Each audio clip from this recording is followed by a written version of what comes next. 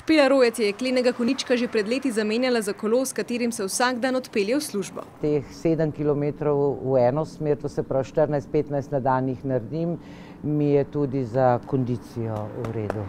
A med vrtenjem pedal zaradi slabe cestne ureditve tudi tvega življenje. Kolesarske steze prvič jih je premalo, drugič se kar nehajo nekje. Cestne prepreke, ki naj bi varovale kolesarje, imajo velikokrat ravno nasproten učinek.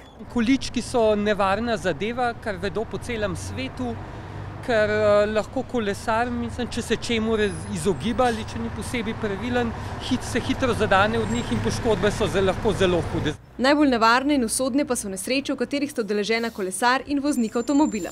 Samo v lanskem letu so bili kolesarji udeleženi kar v 1294 prometnih nesrečah, v katerih je življenje izgubilo 16 kolesarjev.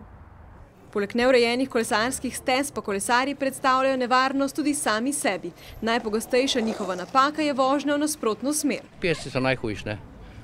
Pa kolesarji, ki vozijo v nasprotno smer. Konstantna panika, izsiljevanje, vsem se mudi. Malo po svoje, vsak po svoje, malo na levo, malo na desno, kakor se le da, samo da preživimo. O življenju in smrti pa lahko odloča tudi kolesarska čelada, ki je obvezna le za otroke do 14. leta starosti.